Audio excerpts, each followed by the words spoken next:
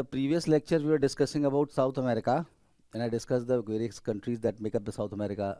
I discussed the physiography, Andes Mountain, Guiana Highlands, Brazilian Highlands, and then I discussed the various grasslands, Llanos in Venezuela and Colombia, in Orinoco Basin, Llanos is there, tropical grassland, savannas in this Amazon Basin in Amazon River, known as selvas.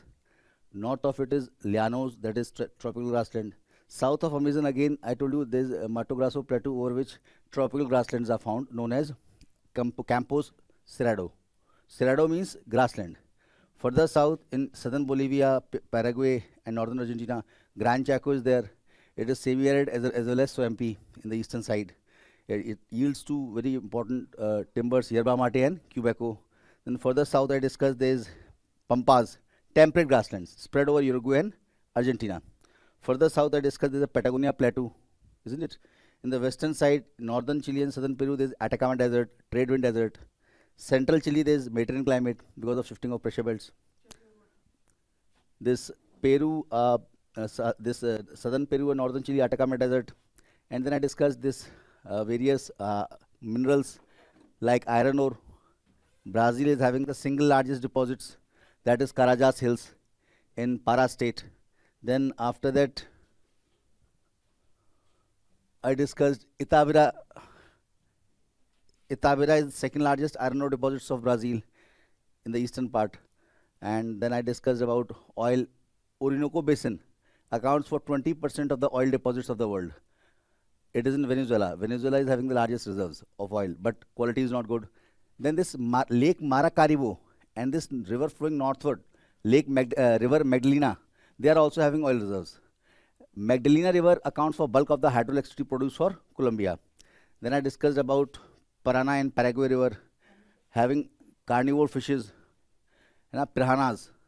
I discussed the Itaipu Dam on Parana River that accounts for 40% of the total hydroelectric production of South America. So all these things we discussed. Now let us move forward.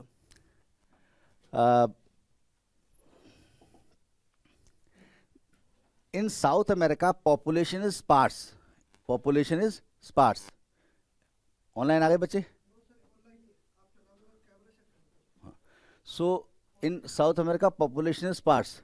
I told you Brazil, roughly 2.5 times of India, its population is less than Uttar Pradesh. So basically, this population is sparse, and basically here, low level of technology and high level of urbanization. Technologically, it is underdeveloped. So here, there are certain big settlements, like you see, here you will find a city, Sao Paulo, the largest settlement in southern hemisphere, Sao Paulo. It is a mega city. Mega city means population more than 10 million. That is population more than 1 crore. Then second mega city, Rio de Janeiro. And third is capital of Argentina on plate estuary. This estuary is known as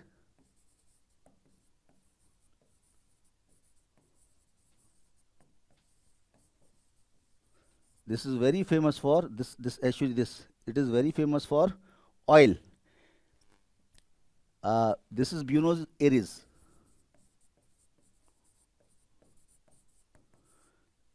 Buenos Aires, capital of Argentina. Sao Paulo, largest city of southern hemisphere. Rio de Janeiro. These three are mega cities whose population is more than 10 million. That is more than 1 crore. Now let us discuss economic activities. What all economic activities? Basically, in South America, if you see, minerals are there. I told you minerals, it's minerally adequately endowed. But partial activities, agriculture, happen to be very important. Minerals, I discussed the other day, Potosí in Bolivia is famous for tin deposits. I discussed in Brazil, Paragominas and Porto Trombitas famous for bauxite deposits. Guyana and Suriname are having huge bauxite deposits. Colombia is very famous for Colombian coffee, best flavored coffee in the world, Cauca Valley. So now let us see the economic activities. Economic activities. First is cattle ranching, cattle rearing. First we are discussing pastoral resources. First, cattle rearing. Now, if you see in Brazil, I discussed there's a Mato Grosso plateau. In Brazil, there's a plateau known as Mato Grosso. This plateau is covered by tropical grassland. This plateau is covered by tropical grassland.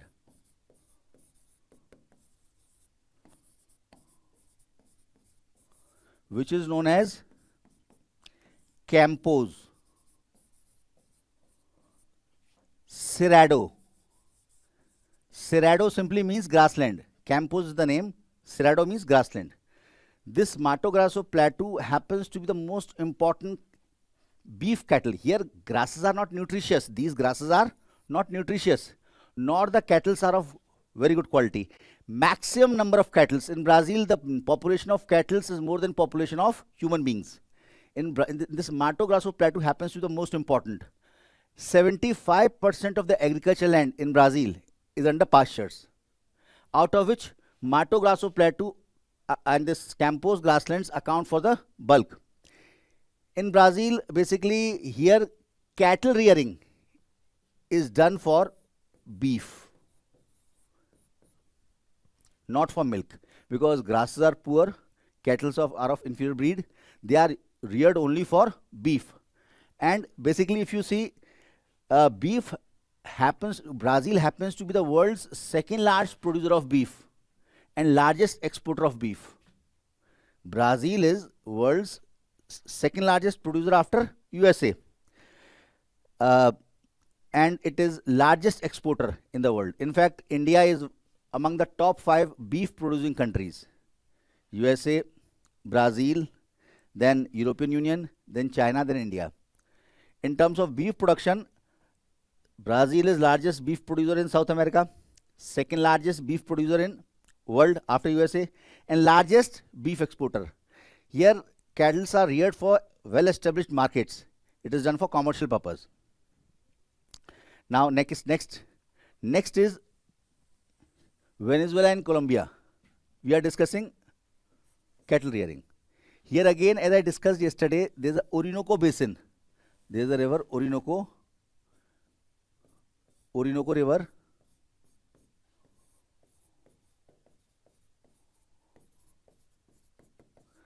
This basin is covered with tropical grassland. Again, it is covered with tropical grassland known as llanos. These are also tropical grassland. Again, here grasses are less nutritious. Grasses are less nutritious, and cattle are kept for beef. In both Campos and llanos, the grasses are less nutritious, quality of cattle is inferior, so the per unit production is less. Matlab, they are not so healthy, they are not so fat. So despite low per capita production of meat per cattle, still because of sheer number, this Brazil happens to be the largest exporter and second largest producer of beef. This region, here also grasses are less nutritious, beefs are of inferior quality, so per capita production is less. But if you come to Pampas grassland spread over Argentina and Uruguay, here in Argentina, first region was Campos, this Campos grassland, second was Llanos grassland, and this is temperate grassland. This happens to be the temperate grassland. In Argentina, I am rubbing this. In Argentina, this is temperate grassland known as Pampas. Here grasses are nutritious and the quality of cattle is good. Argentina is a major producer of beef. Argentina, here cattle are of good quality, pastures, the natural pastures have been removed and they have been reseeded with alfalfa grass. Alpha, which is highly nutritious. So high grade cattle, nutritious grass, obviously. The quality of cattle is good. Cattle are kept both for meat as well as milk. Per capita yield of cattle is high. In Argentina, if you see, almost 80% of the total agricultural land is under pastures. In Brazil, it was 75% of agricultural land was under pastures. In Argentina, 80% of agricultural land is under pasture. And here, cattle rearing is done on luxuriant or nutritious temperate grassland. Since grasses are nutritious, so and cattle are of high grade, so the yield per cattle is high. Cattle are kept both for milk and meat, but mostly for meat. Here, ranches are there, grazing grounds with having barbed wires. Cattle ranches are there.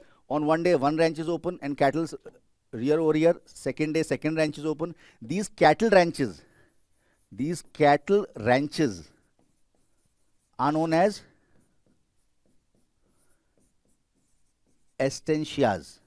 In Argentina and southern part of South America, especially in Argentina, these cattle ranches are known as estancias. Now, if you talk about Uruguay, again, entire Uruguay is covered with temperate grasses. Entire Uruguay. Here, cattle are reared on temperate grasslands. Obviously, the quality of grass is good, quality of pasture is good, quality of cattle is good, so the yield is high. Here again, cattle are kept for both meat and milk. Now, even more important than cattle, sheep rearing. Under pastoral activities in South America, sheep rearing happens to be even more important than cattle rearing.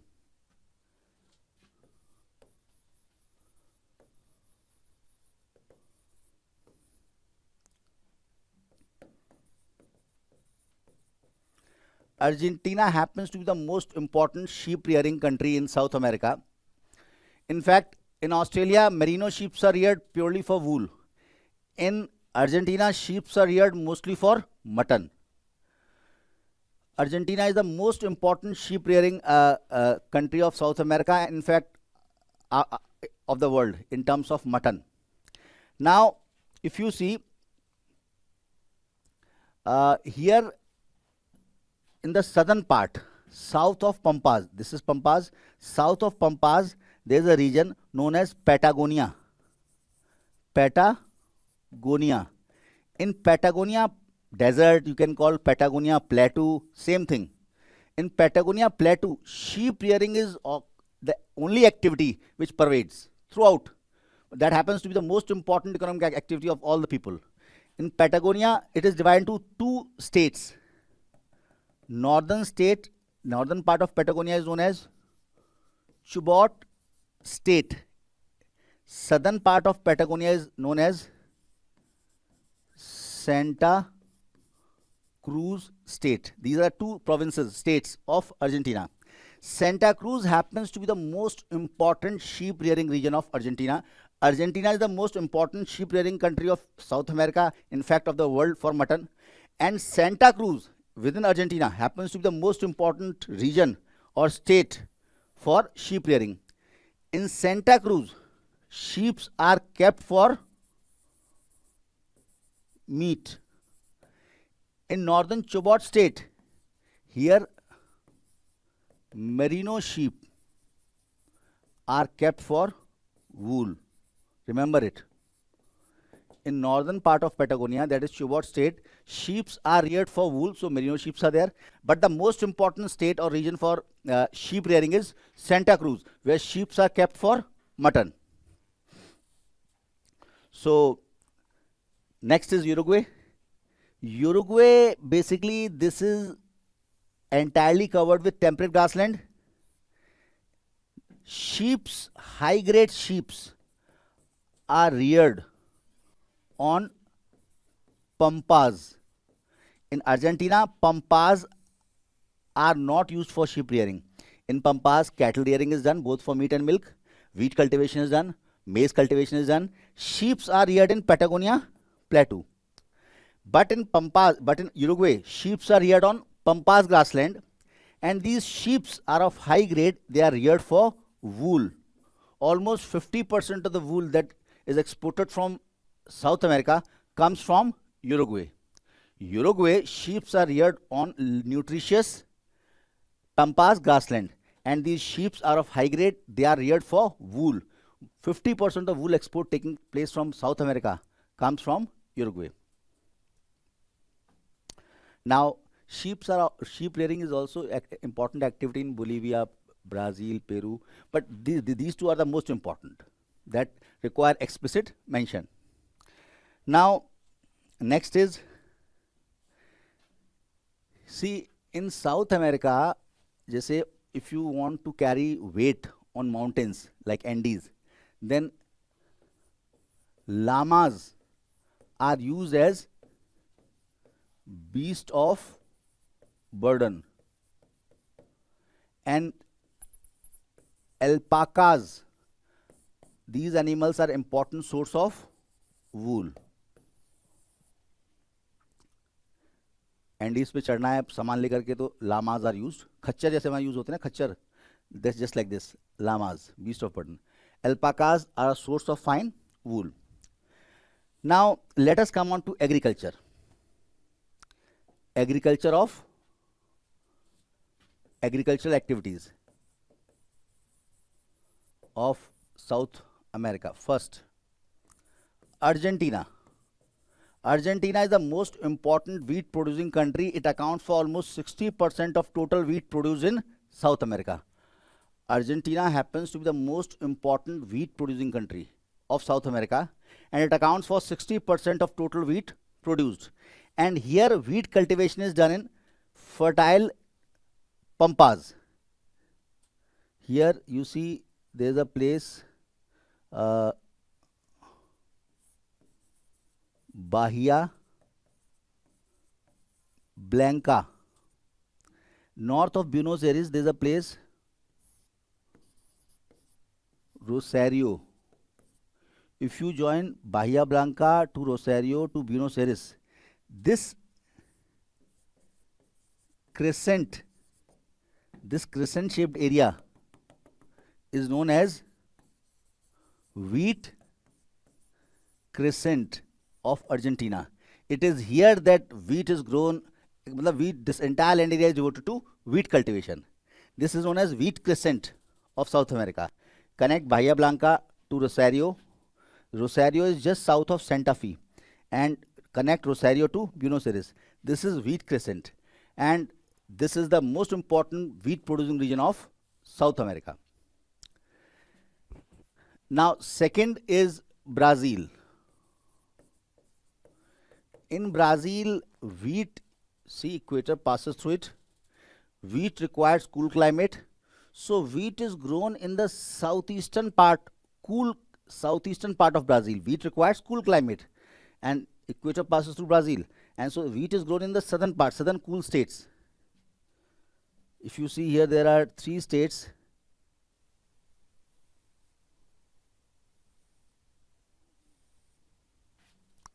This is Rio Grande do Sul. This state is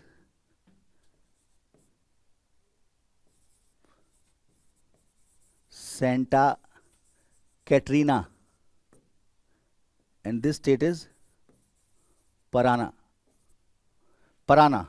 These 3 states, Rio Grande do Sul in south, north of it Santa Catarina, further north of it Paraná. These 3 states happen to be the most important wheat producing states of Brazil.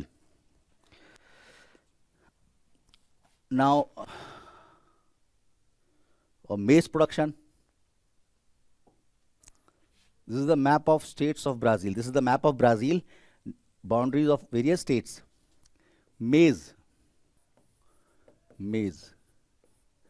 Basically, Brazil is a very important producer of maize, not only in South America, but in the world.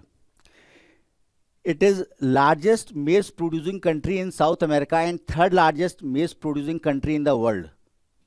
And it is slated to be 2nd largest exporter of maize in the world.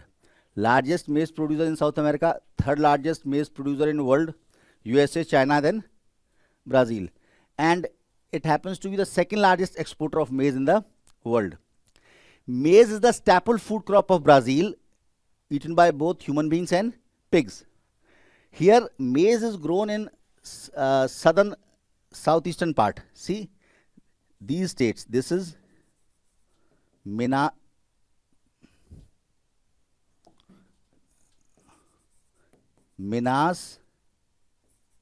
Gerais. These are the name of the states where the maize is grown. This is Sao Paulo. Sao Paulo is also a city. Sao Paulo is also a state. Rio de Janeiro is also a city. Rio de Janeiro is also a state. Paraná, Santa Catarina, and this is Rio Grande do Sul. These are the states where maize cultivation predominates. In Brazil, Minas Gerais state, Sao Paulo, Paraná, Santa Catarina, and Rio Grande do Sul. Next to Brazil, Argentina is the most important maize producing country of South America. In Argentina, I told you, if you join Bahia Blanca, if you join Bahia Blanca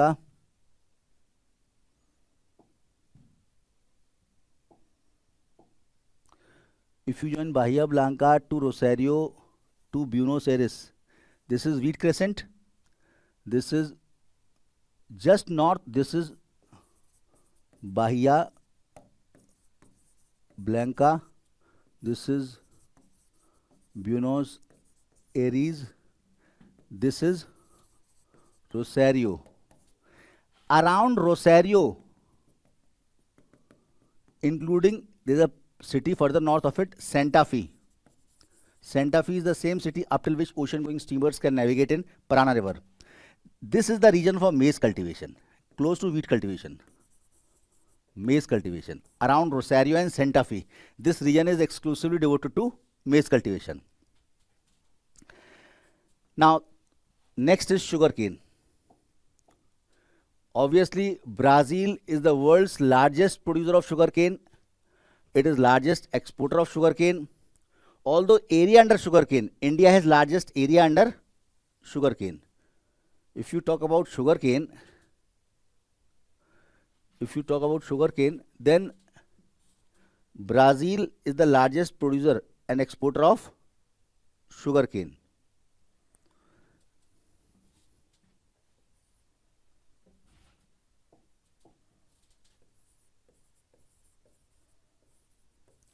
%30 of the total sugarcane produced in world is accounted alone by Brazil.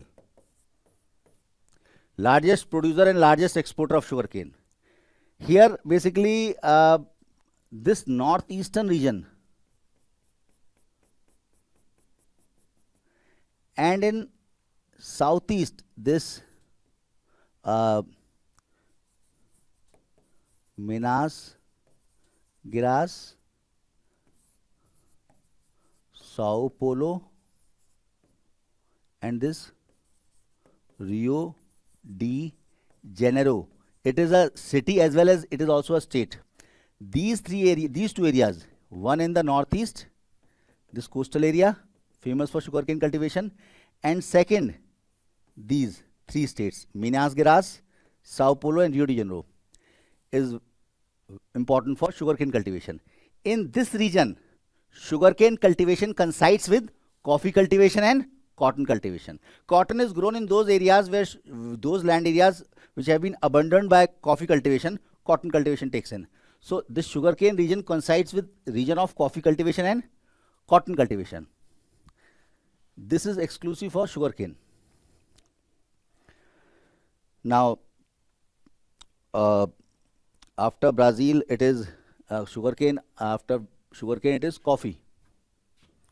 Again, Brazil is the world's largest producer of coffee, world's largest exporter of coffee, and basically within Brazil, if you see, within Brazil, this Sao Paulo state is the largest producer. Bulk of the coffee production comes from Sao Paulo coffee. Brazil is the world's largest producer of coffee, largest exporter of coffee. Here coffee is grown on terra rosa soil, and these coffee plantations are known as fazendas.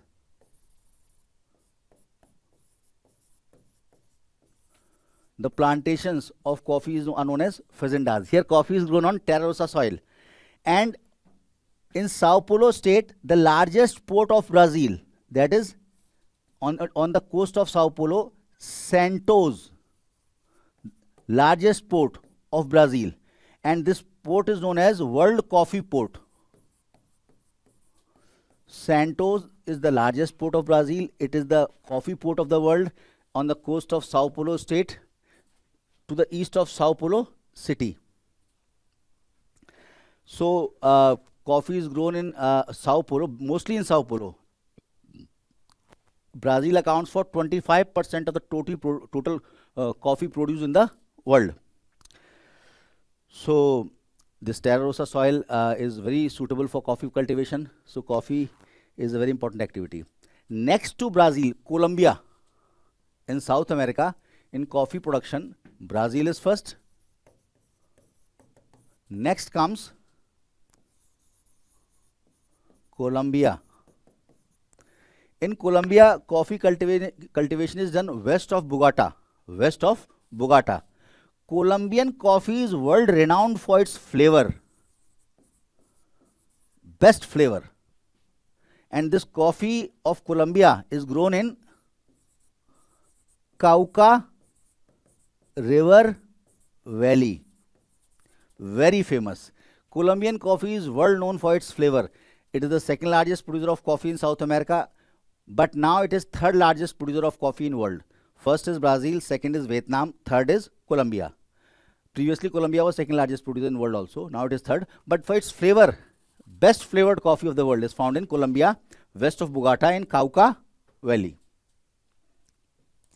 Now, cocoa. There are two things: cocoa, coca. Cocoa from which chocolate is made, coca from which cocaine is made. Cocaine, drug. 75% of the world production of cocaine comes from Peru, Bolivia and Colombia. Cocoa is used for making chocolate. This is grown in Bahia state of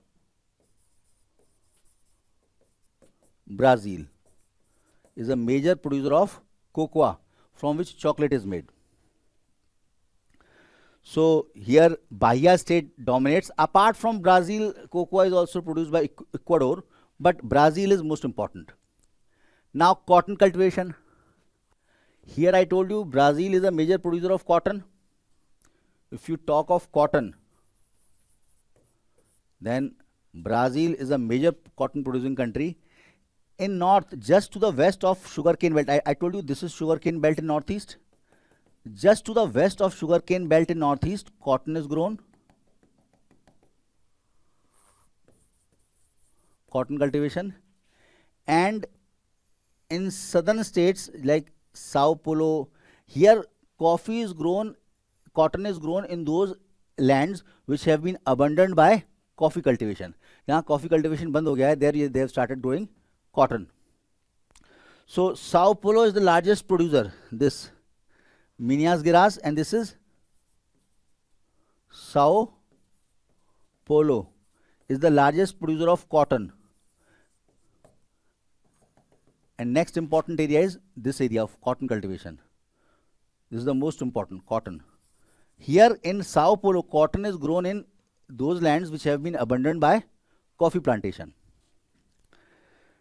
Now, if you see the map of Australia, this South America, then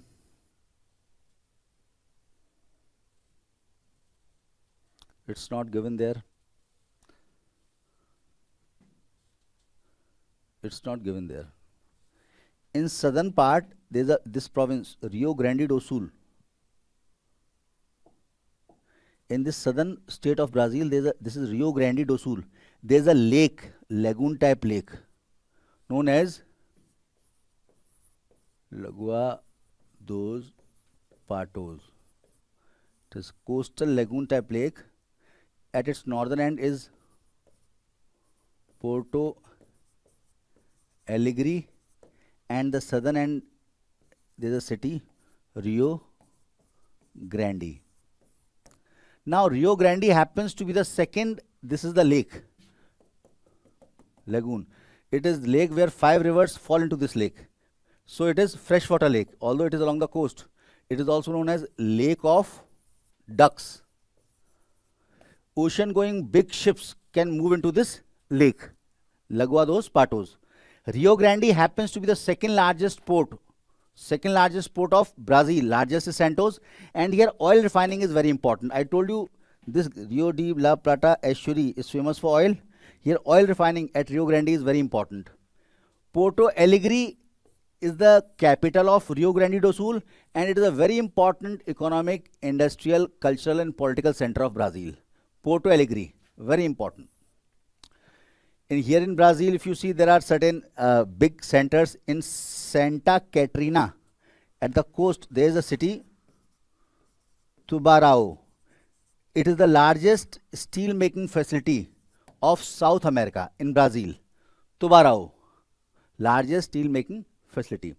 So South America, there is not much industries. Basically, agriculture happens to be the most important activity. In fact, the entire urbanization in South Argentina, if you see, these Buenos Aires, Montevideo is the capital of Uruguay. Buenos Aires is the capital of Argentina. Bahia Blanca. Then you see Rosario. All Santa Fe. All these cities. Here the urbanization, the credit for urbanization goes for sheep rearing and cattle rearing, because it was a sheep and cattle rearing regions which got connected by road and rail to these slaughtering centers. These were previously Santa Fe, Rosario, Bahia Blanca, Buenos Aires, Montevideo. They were what? They were having slaughtering houses where the cattle were brought and they were slaughtered. These are known as frigorificos, these slaughtering houses. These urban settlements grew in the form of slaughtering houses, and this owes their credit to these cattle ranches and sheep rearing farms. Sheep and cattle were brought here for being slaughtered, and gradually these urban centers developed well established market abroad, and they evolved in the form of slaughtering houses, known as frigorificos, and gradually they turned out into big cities. So the urbanization in this part of the world owes to ranches, these cattle rearing and sheep rearing. They were brought for slaughtering. These slaughtering houses transformed into big urban cities. So there's not much in this South America. So this is all about South America. Now we will come on to Australia.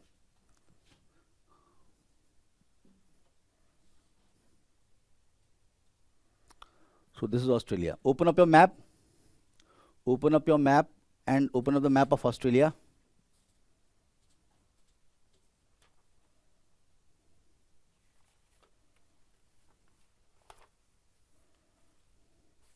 Open up the map of Australia.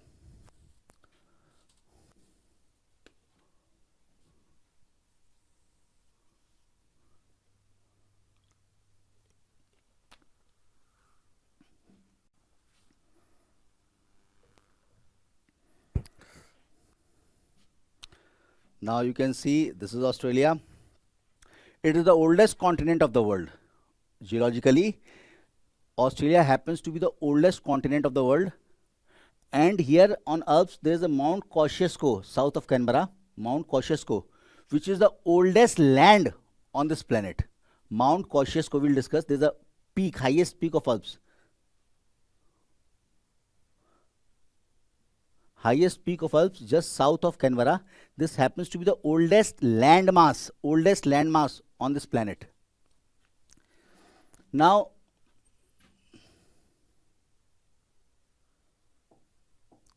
if you see north of Australia, there's a country, Papua New Guinea. There's an island. Western half is under Indonesia. Remaining is Papua New Guinea.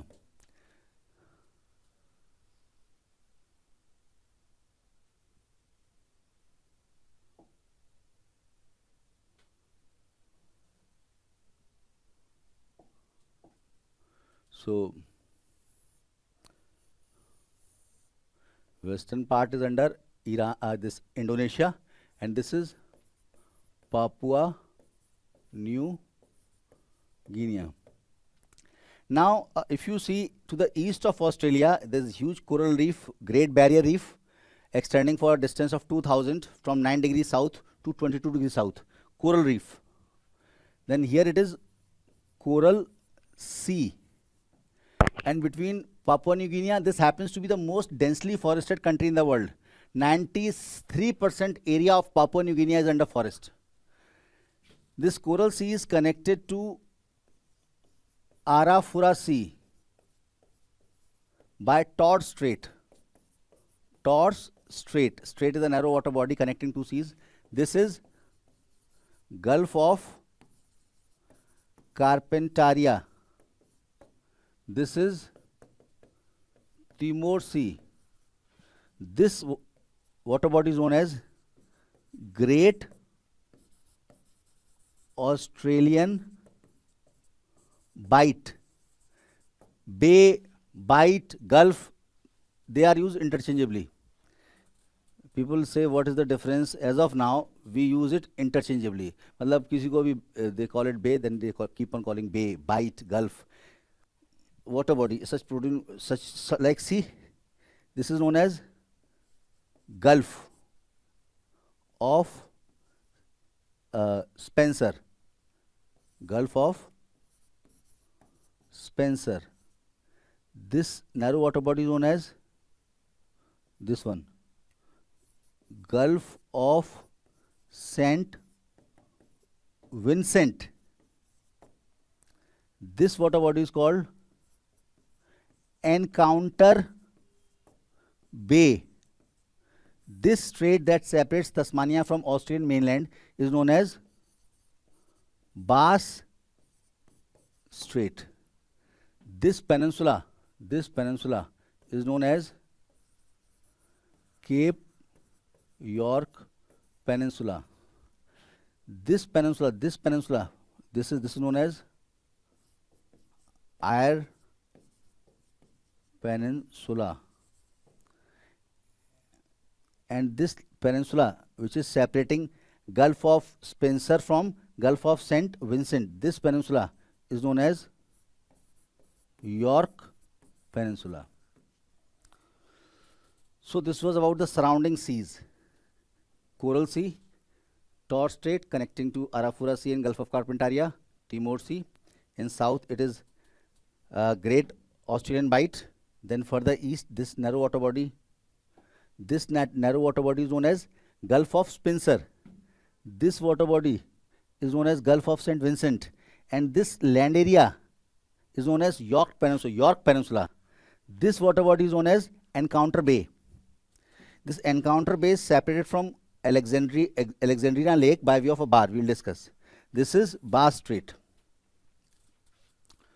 So now let us start with Australia. You see, Australia plus New Zealand plus these islands, several islands. These islands are grouped into three groups: islands of Melanesia, Micronesia and Polynesia. This together is known as Oceania.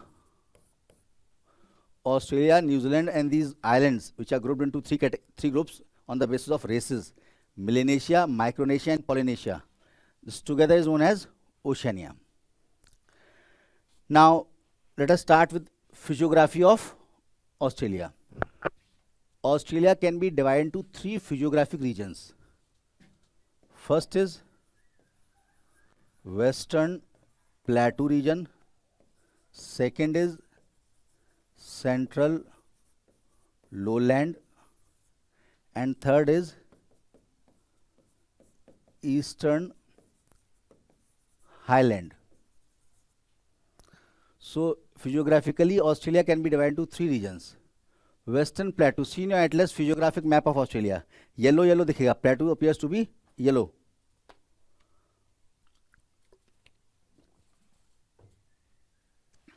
This plateau region spreads over large part of west. Let me tell you provinces also. This is known as Western Australia. It is a state of Australia. It is South Australia. This is a union territory known as Northern Territory. Again, this is a state known as Queensland state. This is New South Wales. This is Victoria and this is Tasmania and this is Canberra, capital Canberra. So there are two UTs, one is Northern Territory and Canberra, the National Capital Territory, NCT Canberra and Northern Territory. These two are UTs. This is UT, why? Because it is very sparsely populated. Such large area having only 2 lakh population. It is UT and Canberra is UT. And the others are state, Western Australia, South Australia, Queensland, New South Wales, Victoria, Tasmania. These are the states. This southeastern part is most densely populated. This New South Wales accounts for 1/3 of the population. Victoria accounts for 1/4 of the population. These two states together account for 60% of the total population of Australia. Southeastern part, New South Wales and Victoria. Now the western part, this Western Plateau spreads over Western Australia, parts of Northern Territory, Southern Australia, South Australia. Western Plateau accounts for almost half of the country. Now, this is a high-level plateau. It is mostly desert. Gibson Desert, Victoria Deserts, Great Sandy Desert. It is mostly a desert. Now, then east of it lies Central Lowlands. Central Lowlands, these are spread over Northern Territory, interior of Queensland, and this South Australia, and parts of New South Wales and Victoria. Central Lowland, it's a low-lying region that is spread between Gulf of Carpentaria to Great Australian Bight. Central Lowland lies in Northern Territory, Queensland, New South Wales, Victoria and South Australia. Now this Central Lowland can in turn be divided into three regions. Central Lowlands can in turn be divided into three regions. They extend from Gulf of Carpentaria to Great Australian Bight and they are spread over these states. They can be divided into three regions. One is lowlands around Gulf of Carpentaria. Central Lowlands, these are further divided into three parts. One is Carpentaria Lowlands, that is region surrounding Gulf of Carpentaria. Second is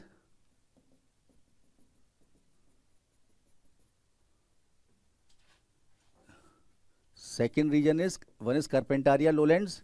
Second part of Central Lowland is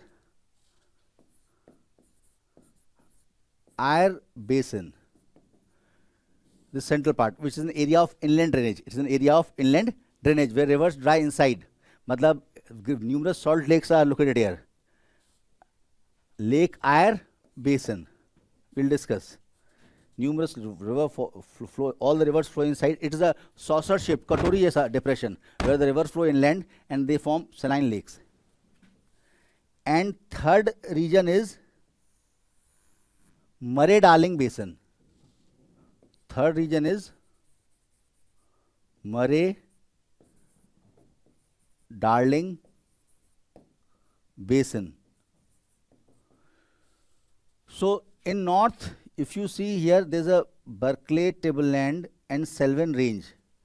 This Berkeley tableland and Selwyn range separates Carpentaria lowlands from these Lake Eyre Basin. This, I'm rubbing this. This is Berkeley tableland and this is Selwyn range. It separates Carpentaria lowland from Lake Eyre Basin. This is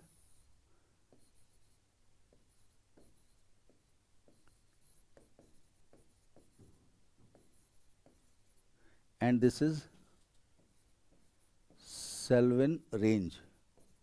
And in the east, Barrier range and Grey range separates Lake Eyre Basin from Murray-Darling Basin. This is Barrier range and this is Grey range. They separate Murray-Darling Basin from Eyre Basin.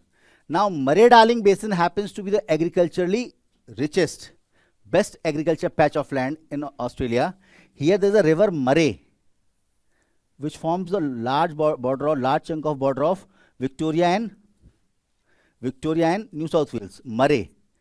And then there is a tributary coming from north which meets this river. This is known as Darling. Then another tributaries are there, Lachan, Murrumbidgee. This is Lachan, and this tributary, this is known as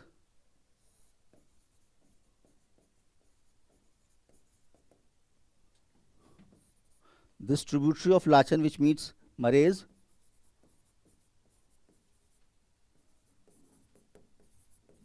Murrumbidgee. So this Darling River, Lachan River, Murrumbidgee River, Murray River, all these are the tributaries of Murray. Finally, it falls in Encounter Bay. Now, there's a sandbar. There's a sandbar. Wherever this river falls, a sandbar has been formed. Because of this sandbar, this lake, ocean-going ships cannot enter into this river system. Although Murray-Darling Basin is excellent for inland navigation, but you cannot move out into sea, or ocean-going steamers cannot enter into it. Why? Because of this offshore bar to the east, to the west of it. Here, this is Encounter Bay, and this offshore bar encloses a narrow lagoon, which is known as Alexandrina Lake. This river actually falls in Alexandrina Lake, and that lake is separated from Encounter Bay by way of this long lagoon with this offshore sandbar.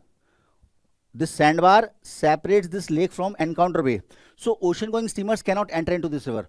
Although this river is very good navigable in the inland, but you cannot move into sea. And this Lake Eyre Basin, it is an area of inland drainage having numerous saline lakes. Lake Eyre is the lowest place. Lake Eyre, very saline lake.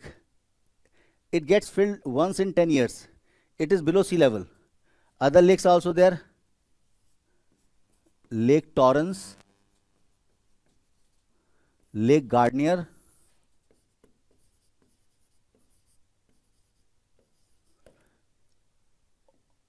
all are salt lakes. All of them are salt lake. This region around Hudson Bay lowland is a low-lying region where it is swampy and the river drains into Carpentaria Gulf. So this was about the central lowlands. I told you central lowlands are spread over Northern Territory, Queensland, South Australia, New South Wales, Victoria, right? Here, these are the low-lying areas. These are the low-lying areas, and here they are in turn divided into three parts.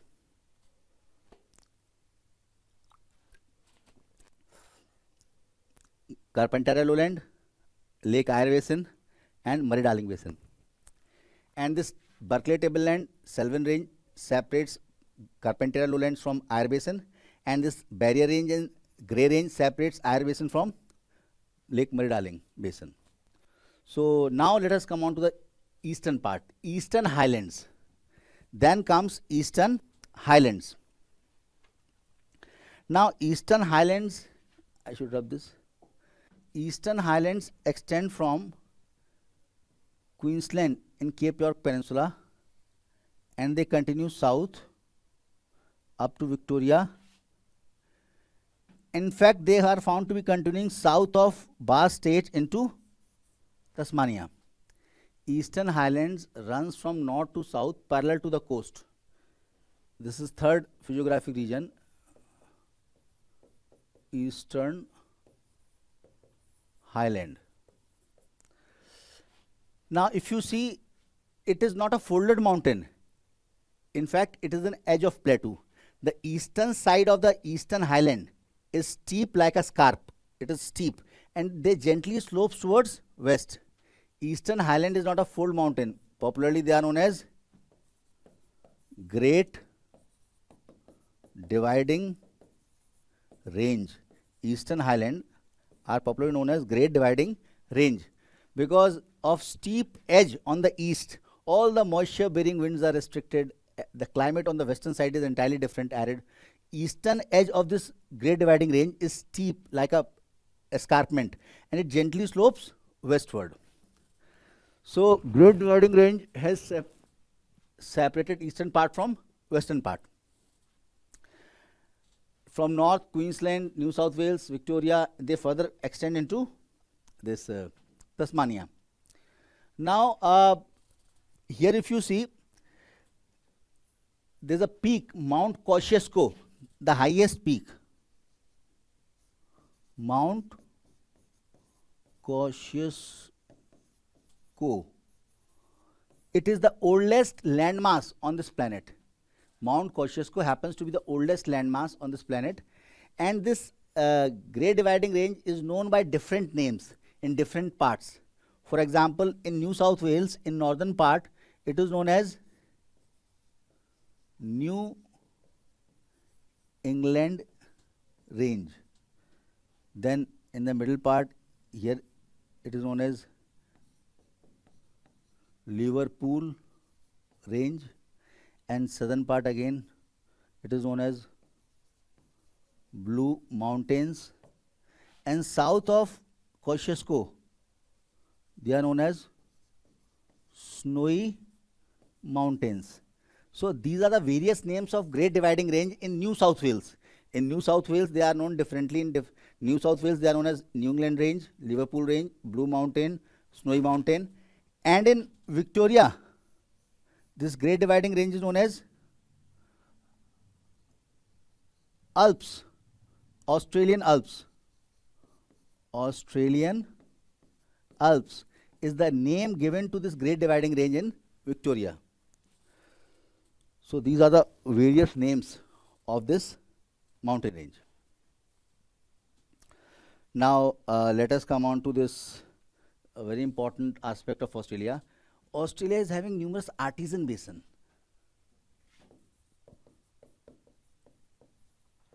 What is artesian basin? Basically, below the earth, water is held. Suppose this is earth's surface. Below the earth, water is held in various aquifers. Aquifers are bounded on either side, and in the pore spaces of sand, water is held. There are various aquifers, and these aquifers lie at various depth where water is stored in the pore spaces of sand. Now You might dug 70 meter, you may get aquifer, then you may dug 140 meter, you may get aquifer, isn't it? And we withdraw water from these aquifer through our summer or through hand pumps. We withdraw the water.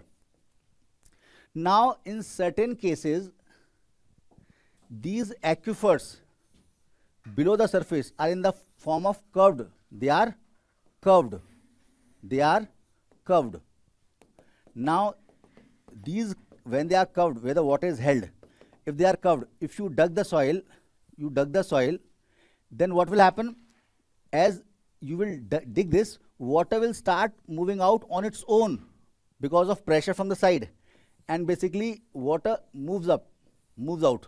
Such basins are known as artesian basins, where the aquifers is curved, is in the form of U-shaped.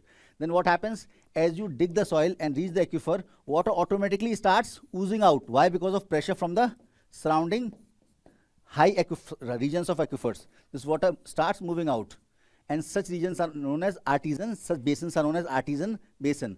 Australia is having 6 artesian basins. The greatest of them is Great Australian Basin. Australia is having 6 artesian basin,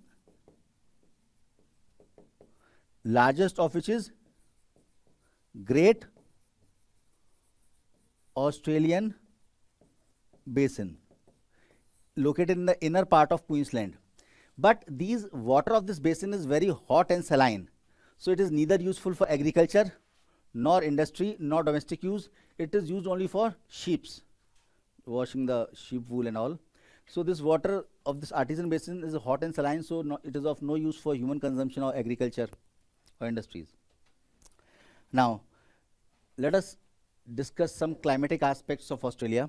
Climate. Why Australia is a big desert? Why is it a desert? There are 3 reasons why Australia is a big desert. 1, if you see, Tropic of Capricorn passes through the middle of Australia. So the northern part of Australia is tropical and the southern part is temperate. Because of Tropic of Cancer, what happens? Subtropical high pressure belt is found. I'll discuss in climatology, where sinking of air takes place. And whenever air sinks, it is warm and dry. So sinking of air ensures that there is no rainfall over Australia. Where rainfall occurs whenever the air rises. Here, because of subtropical high pressure belt, air keeps on sinking. On the eastern side, where onshore trade winds are there, the Great Dividing Range does not permit the moisture-bearing impact of these winds to move inward. They are confined to the coastal areas. And on the western side, offshore trade winds are there. So, cold West Australian current, offshore trade wind don't allow rainfall to take place. The 3 reasons why Australia is a big desert: 1, Tropic of Cancer passes through its middle, so subtropical high pressure belt lies over it, where sinking takes place, so no rainfall. On the eastern side, Great Dividing Range does not permit moisture bearing winds to move inwards. And third, on the western side, offshore trade winds does not allow rainfall to take place. Therefore, we have cold current on the western side. So these are 3 reasons why Australia is a big desert. Now, climatic regions of Australia. Herein we'll discuss in climatology. This part of Australia is having monsoonic climate, where reversal of wind takes place, although it is known as pseudo-monsoonic.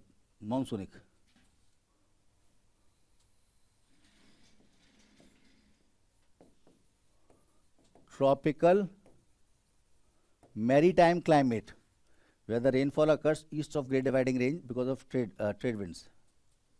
South of monsoonic, this is savanna type climate.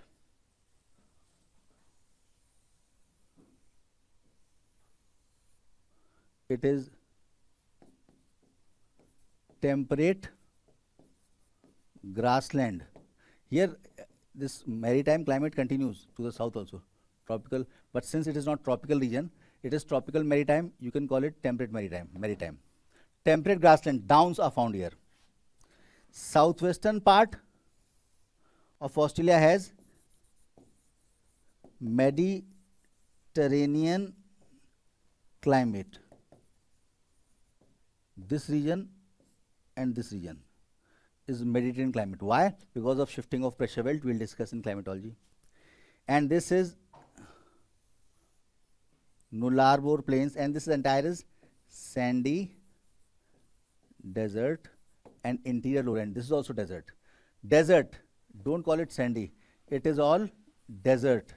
Low-lying region where inland drainage, that is also desert, nothing grows over there. Rest is desert. So these are the various climatic regions. Why? We will discuss in climatology. Now, before starting the mineral wealth, we must discuss some population aspect. You see, Australia's population is very small. It accounts for almost 5.8% area of land area of the world, but just 0.3% population. Its population is equal to that of Delhi. 5.8% land area of the world and 0.3% population.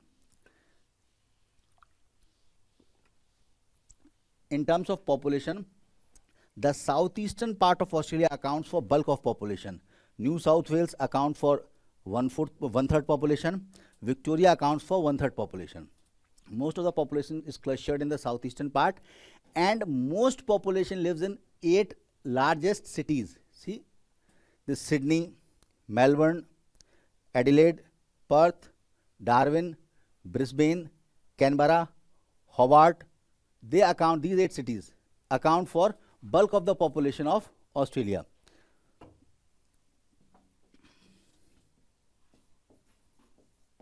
Brisbane, capital of Queensland. Sydney, the largest city of Australia. This is Canberra, National Capital Territory. This is Melbourne. Melbourne is the second largest city. This is Hobart, capital of Tasmania. This is Adelaide, capital of South Australia. Perth, Darwin, capital of Northern Territory. Northern Territory, this northern part of Northern Territory has been exclusively reserved for the Aborigines. This region is known as Arnhem Land. This is exclusively reserved for original inhabitants, and they account for 2.2% population of Australia. Third largest city is Brisbane, capital of Queensland. So these are the cities, and these cities, 8 cities, 1, 2, 3, 4, 5, 6, 7, 8, account for bulk of its population. Aborigines or original inhabitants account for just 2.2% population. They are confined to Arnhem Land in northern part of Northern Territories. Now let us come on to this agriculture and industry, agriculture, minerals and industry.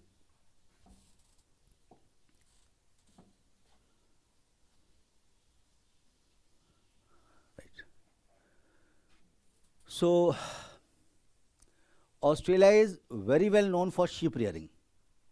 Australia has the distinction of having the largest number of sheep in the world, and these sheep are reared for wool. In South America, sheep rearing is more for mutton. In Australia, sheep rearing is for wool. Merino sheep, originally found in Meseta Plateau of Spain. Now they are in maximum number. Australia has the largest population of sheep in the world, and it is the largest producer of these sheep are kept for wool. Australia is the largest producer of wool and largest exporter of wool, and Sydney is known as wool port of the world. Jैसे I told you, Santos along the coast of Sao Paulo state, east of Sao Paulo city, Santos is the coffee port of the world. Likewise, Sydney is the wool port. Sydney is the wool port of the world. Here sheep are kept in downs.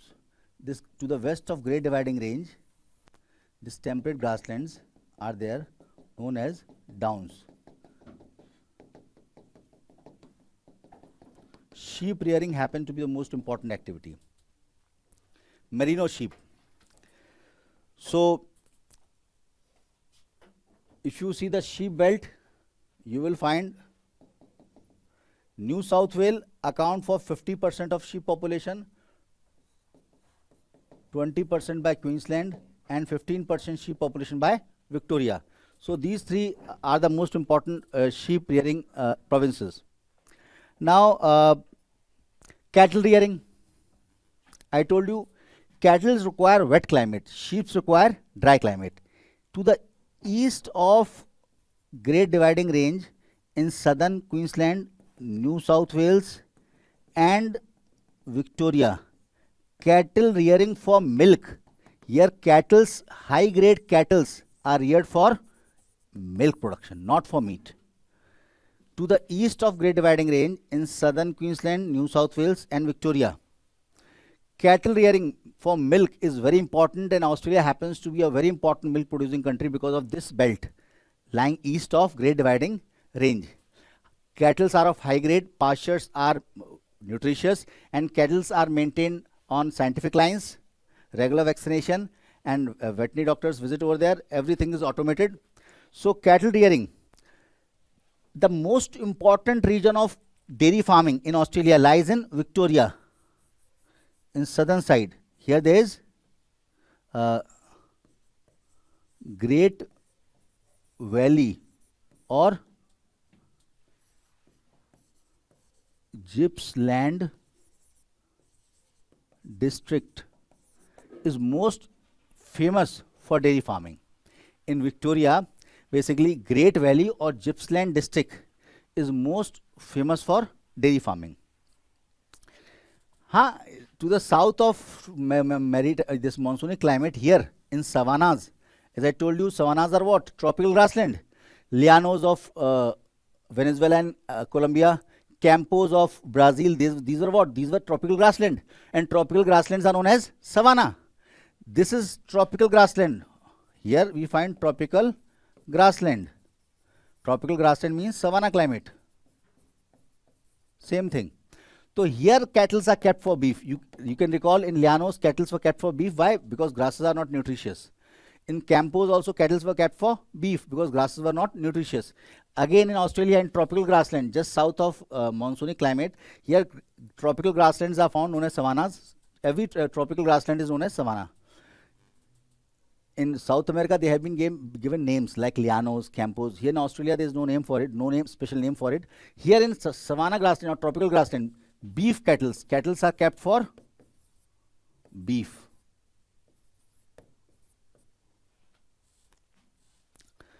Now, agriculture. If you see agriculture,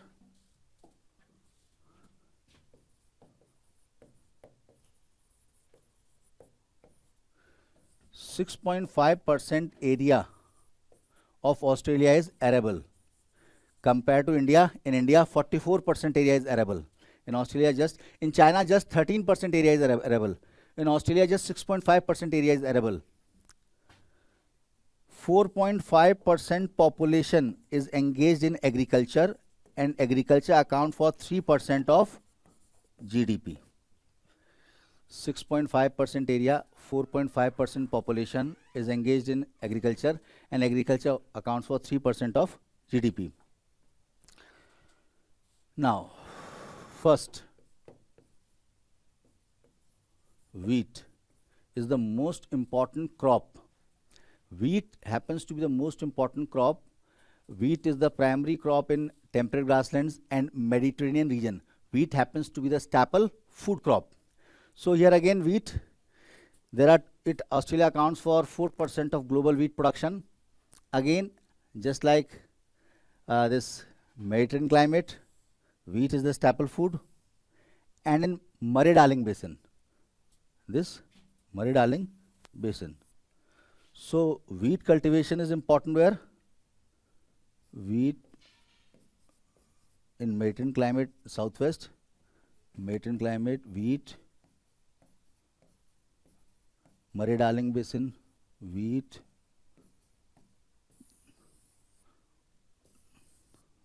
these are the wheat belts. Second, sugarcane. Yes, sugarcane is grown in the northeastern part, east of Great Dividing Range in Queensland and northern New South Wales. Queensland to the east of Great Dividing Range and northern part of New South Wales, sugarcane. Australia accounts for 2.5% of total sugarcane production of the world and 4% wheat production of the world. Sugarcane cultivation is confined to this region. Sugarcane. One more thing, dairy farming. If you see dairy farming again in southern part.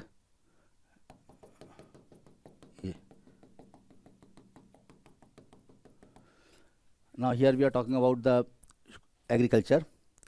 Now fruits, obviously fruits are grown in Mediterranean climate. This wheat belt coincides this, in west, fruit, citrus fruit, oranges, lemons, grapes.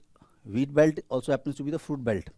Here also wheat belt happens to be fruit belt, where citrus fruits are grown. In Tasmania,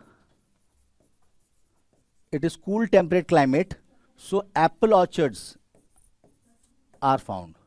In Tasmania, because of cool temperate climate, apple orchards are found.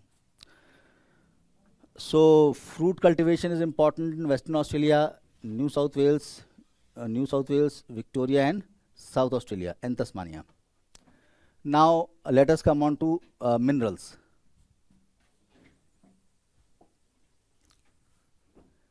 What are the important minerals? Australia is immensely rich in mineral wealth. Australia is immensely rich in mineral wealth. Largest reserves of iron ore, largest reserves of uranium, largest producer of bauxite, second largest reserves of bauxite, largest reserves of pink diamond. Huge, it is immensely rich. Huge reserves of coal, third largest producer of coal. So let us see first iron ore.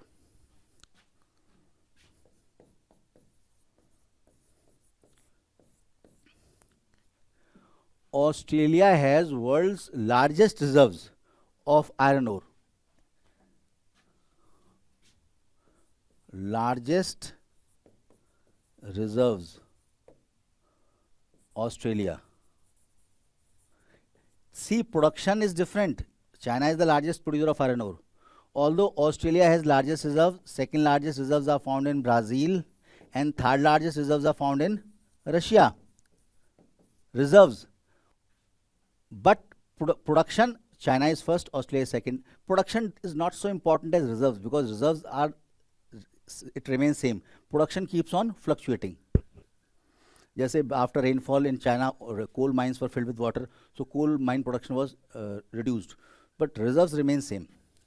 Now in Australia, it is having the largest reserve and it is the second largest producer.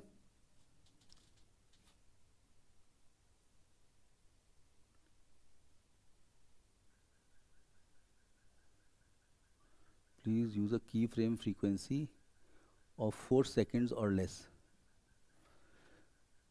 ये क्या कह रहा है? Now see, the quality of ore is also good. Largest reserves and second largest producer. Now in Australia, in the Western Australia, there is a region known as Pilbara region. This region accounts for 95% of the reserves and production also.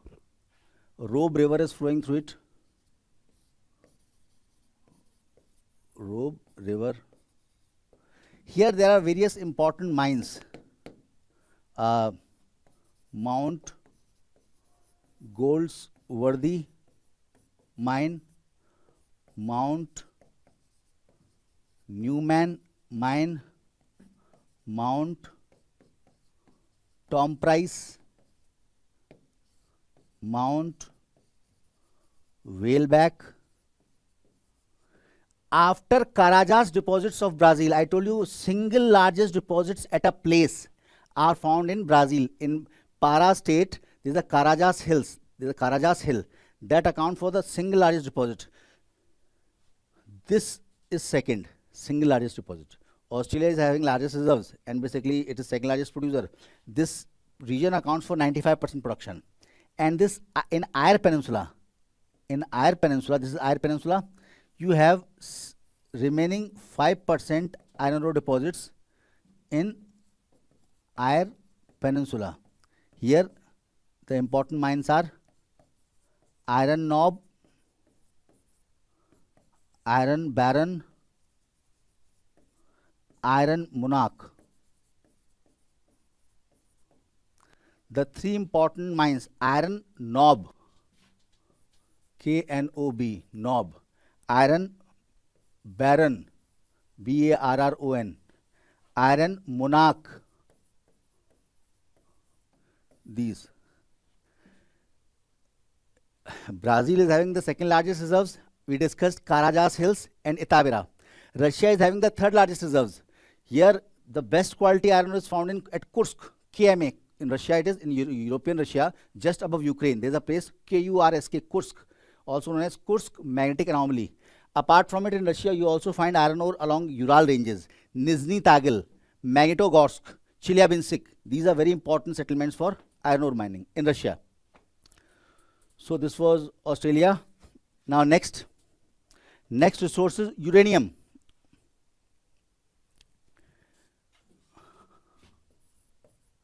Uranium, again, Australia is having the world's largest reserves. Has largest reserves. In terms of reserves, you see Australia alone account for 31% of world reserves of uranium. Second comes Kazakhstan. Kazakhstan has replaced Canada to third place in terms of reserves. New discoveries of uranium have been made at Kazakhstan. Since 6-7 years, Kazakhstan is second. In terms of reserve, Australia is first, Kazakhstan second, Canada third. But in terms of production, Kazakhstan is first, Canada is second, Australia is third. But reserves are important. Australia can increase its production anytime. Here in New Queensland, there is a place, Mary Kathleen, uranium deposits. Then in southern Australia, there is a place, Radium Hills or Radium Hill. And then in Northern Territory, south of Arnhem Land, Ranger deposits. These are the largest uranium mines in Australia, and because of these, Australia happened to be the country having largest reserves of uranium, although it is third largest producer. Now next, bauxite. Again, Australia happens to be the world's largest producer.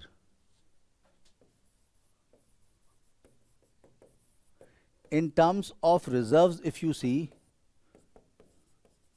Guinea, African country, is having the largest reserves. Second is Australia. Third is Brazil. In terms of reserves, if you see, but in terms of production, Australia is first.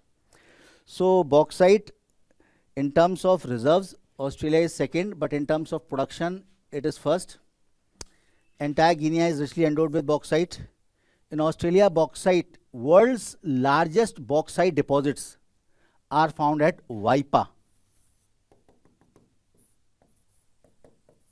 जैसे काराजास hills थे ना Brazil में, single largest deposit of iron ore, वैसे single largest deposit of bauxite is found at Weipa in Australia. And to the west of Gulf of Carpentaria, there is another mine, Gove mine. It also has some deposits of bauxite. Waipa is largest in the world, single mine. Brazil I discussed.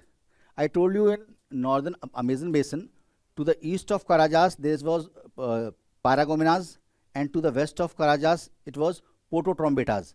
Two mines of bauxite, most important, huge mines in Brazil. Paragominas is east of Carajás Hills in Amazon basin. Porto Trombetas, west of Carajás Hills, again in Amazon basin. So this is bauxite. Now, small, some minor deposits like manganese. This island known for manganese deposits. Gruti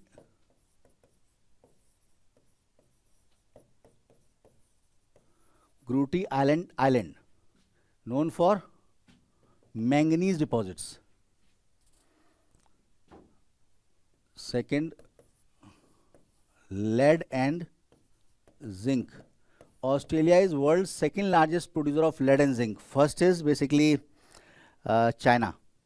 China is first. Australia is second largest producer of lead and zinc, and largest lead and zinc mine is found in New South Wales, just east of Port Radium. Here there is Broken Hill. Broken Hill is the largest lead and zinc mine, and then to the west of Mary Kathleen there is a place Mount Isa is the second lead and zinc mine. Broken Hill is the largest. So Australia is second largest producer of lead and zinc in the world. If you see copper production, then Morgan, and in north this Tennant Creek.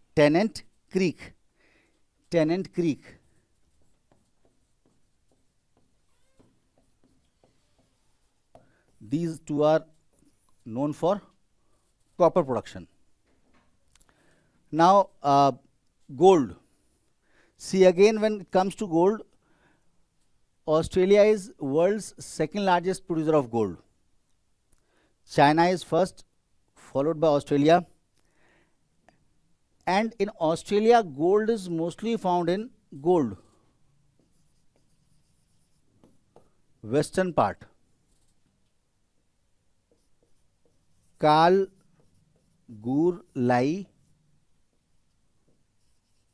Coolgardie, Norseman. These are the gold mines.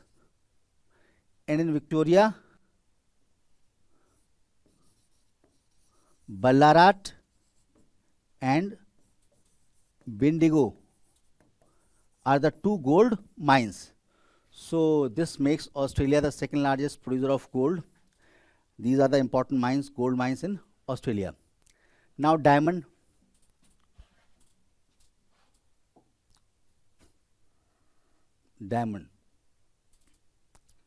See, if you see diamond as such, it is the most precious metal.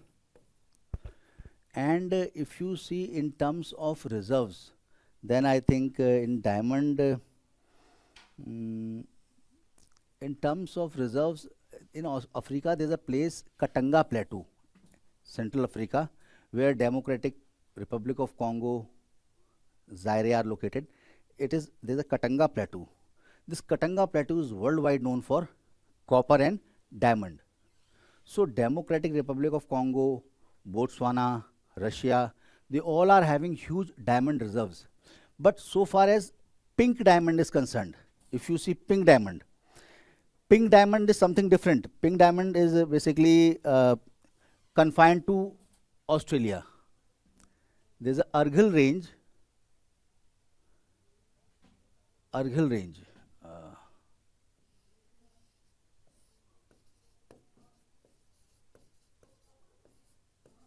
Here pink diamond is found. Pink diamond.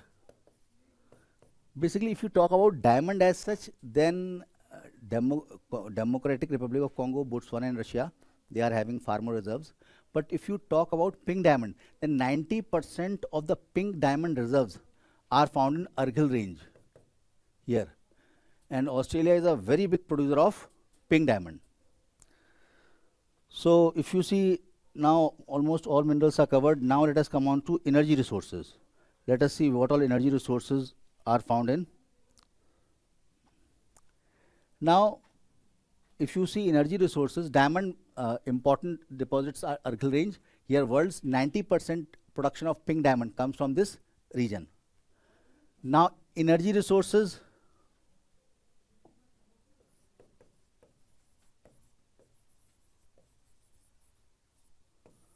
first is coal, second is oil and gas.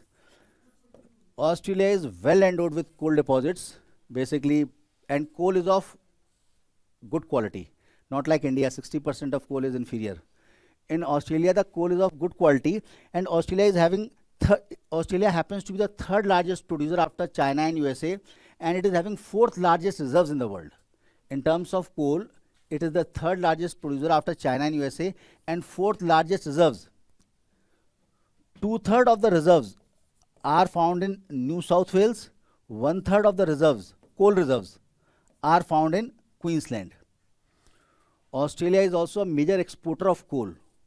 Because of such large reserves, it is a very important exporter. 2/3 of the reserves are found in New South Wales, 1/3 in Queensland. In Australia, in New South Wales, there is a river known as Hunter Valley.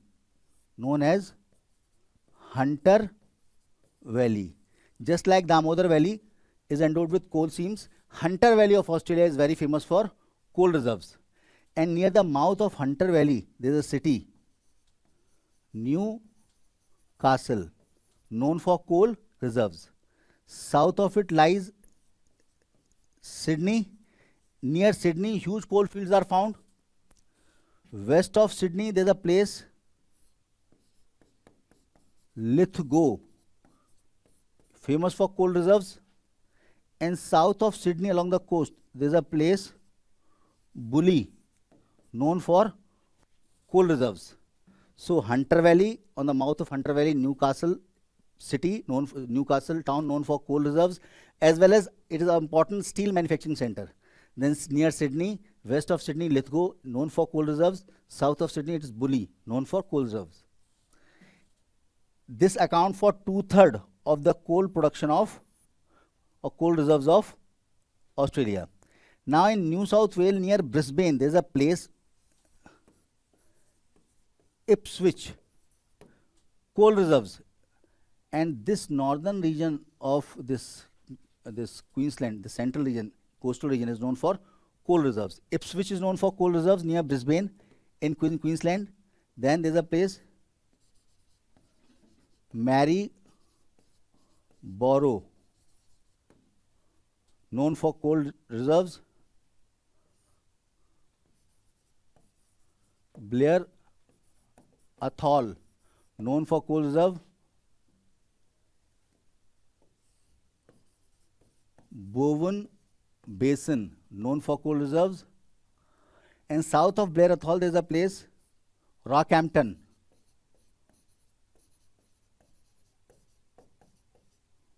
known for coal reserves. Rockhampton. So in Queensland, coal is found at Ipswich, Maryborough, Rockhampton, Blair Atoll, Bowen Basin. This accounts for 1/3 of the coal reserves. If you talk about oil, then oil is found in the southern part of Northern Territory. In the southern part of Northern Territory, basically oil is found at this Alice Spring and Merency. Here two towns are there, Alice Spring and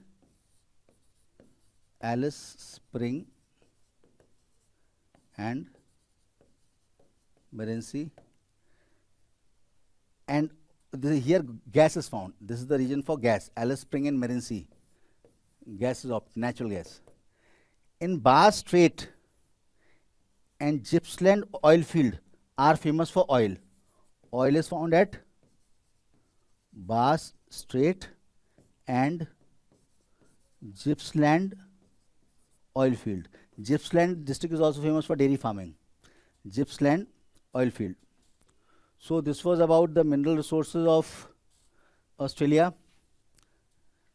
Now in Australia, most of the cities are located, population is located on cities. Few important manufacturing centers you can see here. There is place in Eyre Peninsula, important steel manufacturing center, Whyalla. Then north of Sydney, Newcastle, important steel manufacturing center. South of Sydney, there is a place, Port Kembla, important for steel manufacturing. These are steel manufacturing centers. And then west, Kwinana, there is a place, basically Kwinana, just close to Perth. This is Perth. The output of Perth is Fremantle. Just in between there's a place important for steel manufacturing.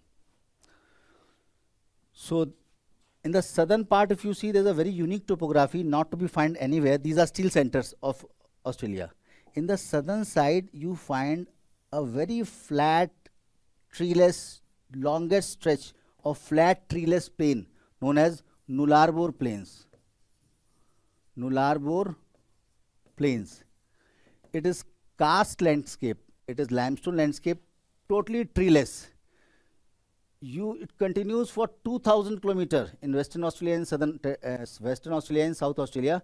It continues to 2,000 kilometers over 2 lakh square kilometer area. It is the longest stretch of truly treeless plain. Nothing grows over here. Nothing grows over here. It is truly barren. Totally barren.